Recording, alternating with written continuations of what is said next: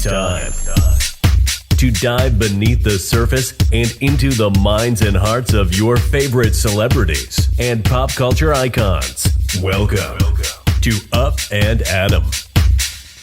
Hey guys, what's up? You're watching Up and Adam. My name's Adam Knoll. And for those of you who don't know me, I'm the guy bringing you guys all the weekly interviews and recaps from your favorite celebrities and pop culture influencers.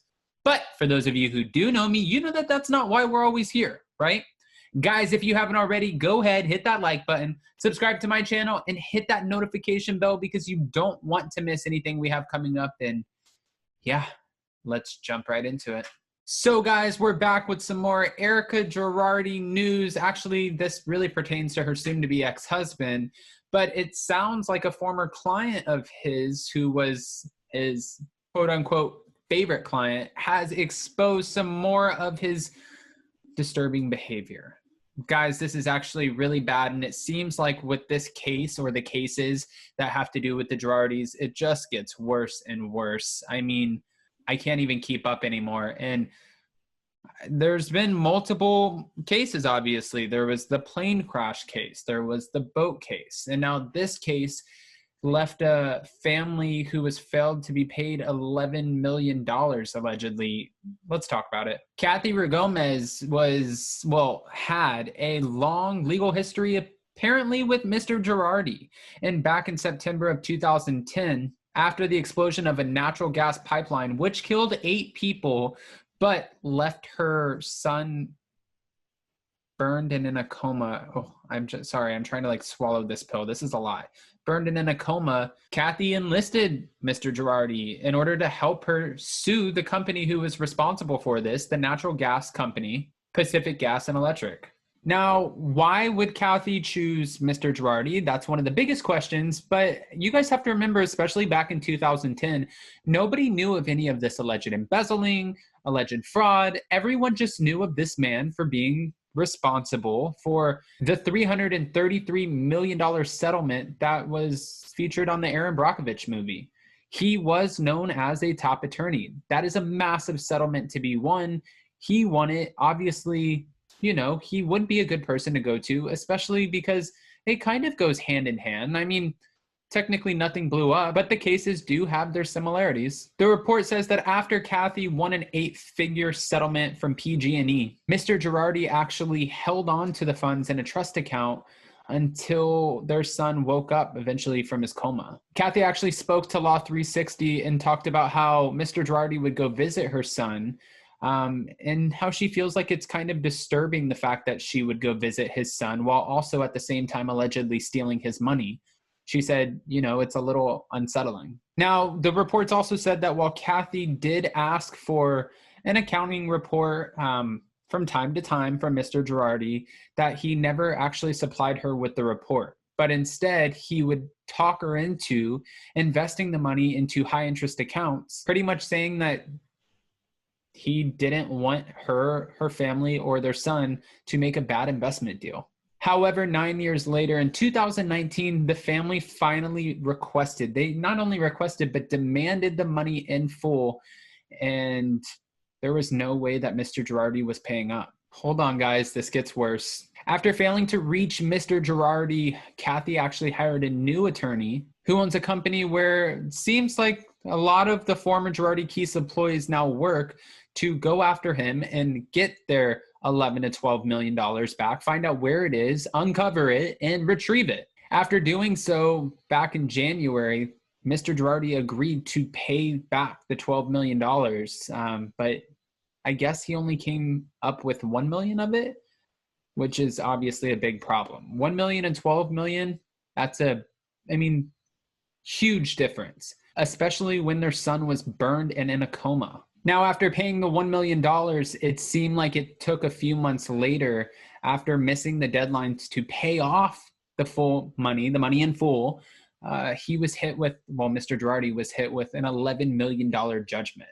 Now, again, the report says, the Law 360 report mentions that, you know, usually a judgment is a great way to get the money that you are owed. However, in the case being that he doesn't actually have any of the money, that all of the money is gone and spent that he owes them, yeah, you can't just I mean, the court can't just like print out $11 million for them and the family. They have to figure out a way to get it back from Mr. Girardi.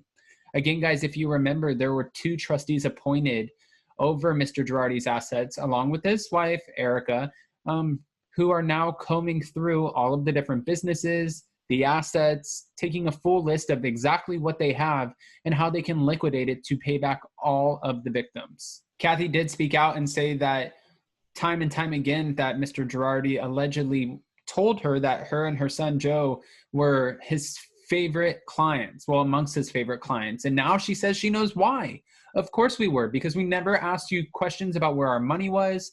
We just sat back and kept quiet while you spent it. That's how she feels now at this point. Now, Kathy did have help from one of her friends that she's had for a long time, Kimberly Archie.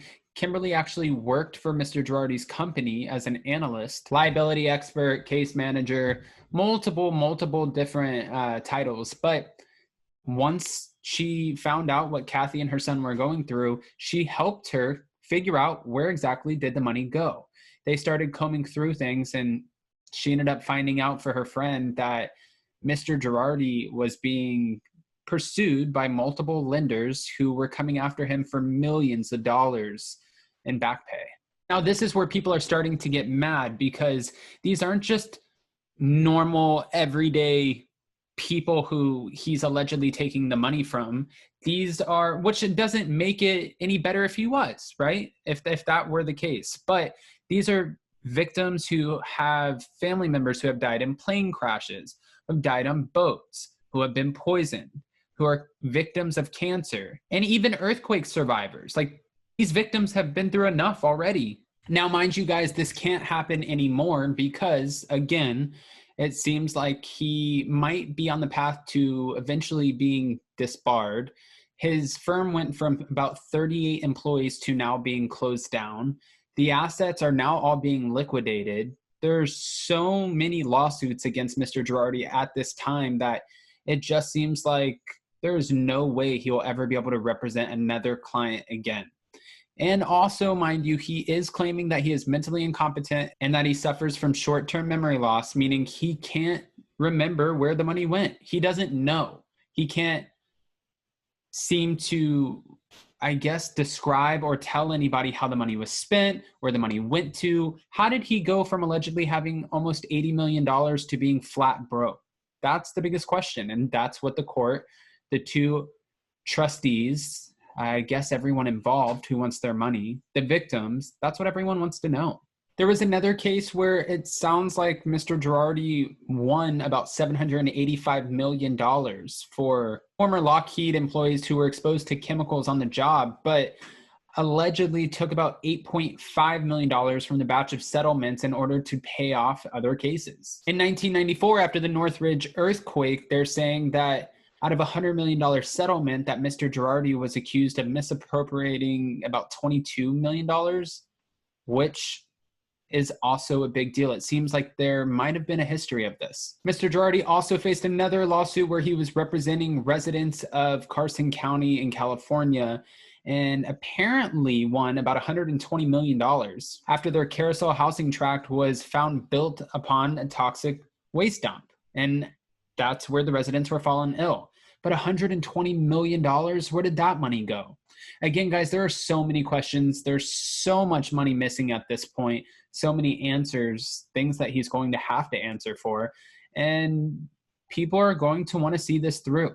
As of right now, though, one of the biggest questions is, will we get to see all of this play out on national television? Will we get to see it on Bravo? Will we get to see it on the Real Housewives of Beverly Hills? And guys, I've said this over and over again. I don't necessarily think that we will see this play into Erika's storyline this season. I think we might see the fact that she's going through a divorce, but I don't think she will be able to talk about a lot of the legalities that they're going through, and also about any of the previous clients who were allegedly frauded. This is going to be an interesting season, especially for Beverly Hills, for the Real Housewives. But now people are wanting to know, will this be a public case? Will this play out on national television as far as Mr. Girardi? We don't know that yet. As of right now, nothing has been public except the court documents. And that doesn't mean it's necessarily on TV, but Ronald Richards, Emily D. Baker, there's so many different lawyers right now who are covering the case and giving us their legal jargon. Yes, I got it right this time. Their legal jargon, letting us know exactly what's happening so we can keep up with it. With that being said, guys, as it keeps coming out, we'll continue to keep sharing it. If you haven't already, go ahead, hit that like button, subscribe to my channel, hit that notification bell because you don't want to miss anything we have coming up. And yeah, let me know what you think. I'm so curious what their thoughts are on this case. You know, most people are saying that they deserve it, everything that they have coming to them, that there's no way Erika didn't know, and that they want to see Mr. Girardi convicted and thrown in jail. This is a lot. It's getting aggressive. It's getting nasty. It's very negative, but it's news and it's what's happening today, and people want to know what's going on with it. They want the play-by-play, so we're here to give it to you. Until next time, guys. Bye. Thanks for watching Up and Adam.